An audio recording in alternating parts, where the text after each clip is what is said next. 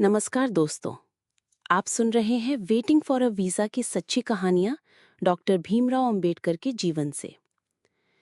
पिछले अध्याय में हमने सुना कि 1929 में छत्तीसगढ़ के 40 गांव में बीमारी और दुर्घटना के दौरान भी डॉक्टर अंबेडकर को अस्पताल में इलाज से वंचित कर दिया गया। ये घटना हमें दिखाती है कि किस तरह जातिगत भेदभाव इंसान की जिंदगी को खतरे में डाल देता था। आज हम जिस घटना की ओर बढ़ रहे हैं वो और भी चौंकाने वाली है। सोचिए, आप गर्मी से प्यासे हों, सामने साफ पानी हो और आप बस एक घूंट पी लें, लेकिन उसी घूंट को समाज गुनाह घोषित कर दे। साल 1934 की ये घटना ठीक वैसी ही थी। स्थान था दौलताबाद का ऐतिहासिक किला, और यहाँ पानी पी लेना भी डॉक्टर अंबेडकर और उनके साथियों के लिए अपमान और संघर्ष का कारण बन गया। यह 1934 की बात है, जब डॉक्टर अंबेडकर दलित तबके से आने वाले आंदोलन के अपने कुछ साथियों के साथ घूमने गए थे। उनकी यात्रा की घोषणा नहीं की गई थी, जानबूझकर चुपचाप योजना बनी थी ताकि अछूत होने के कारण होने वाली परेशानियों से बचा जा सके। दौलताबाद में उनके लोगों को पता था कि वे आ रहे हैं और वे कस्बे के मुहाने पर इकट्ठा होकर उनका इंतजार कर रहे थे। दौलताबाद किले के फाटक के ठीक बाहर एक छोटा टैंक पानी से भरा था।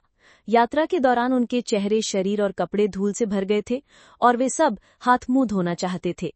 बिना कुछ सोचे उनकी पार्टी के कुछ सदस्यों ने पत्थर वाले किनारे पर खड़े होकर हाथ मुंह धोया। इसके बाद वे फाटक से किले के अंदर गए।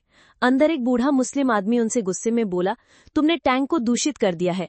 तुम खड़े हो और इतनी हिम्मत दिखाते हो कि मुसलमानों के पीने के पानी को छूते हो।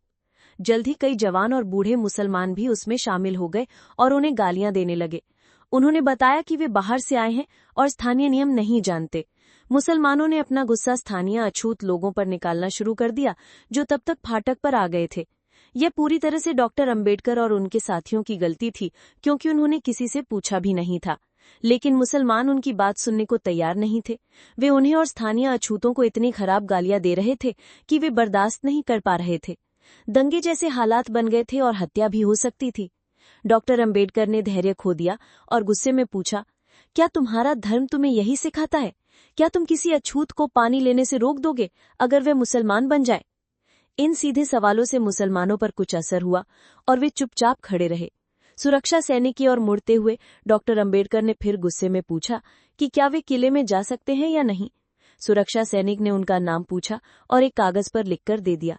उन्हें बताया गया कि वे किले में जा सकते हैं, लेकिन कहीं भी किले के भीतर पानी नहीं छू सकते, और साथ में एक हथियारबंद सैनिक भी भेजा गया ताकि वह देख सके कि वे उस आदेश का उल्लंघन तो नहीं कर रहे। ये उदाहरण दिखाता है कि कैसे एक अछूत हिंदू मुसलमानों के लिए भी अछूत होता है। दोस्तों, ये थी वेटिंग फॉर अ वीजा का चौथा अध्याय, 1934 के दौलताबाद किले की घटना।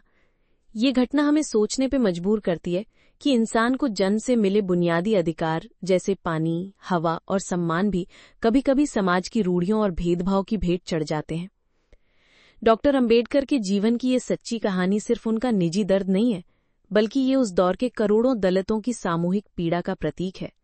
ये हमें याद दिलाती है कि अगर हम सच में बराबरी और इंसानियत में विश्वास करते हैं, तो हमें इन अन्यायपूर्ण दीवारों को गिराना होगा।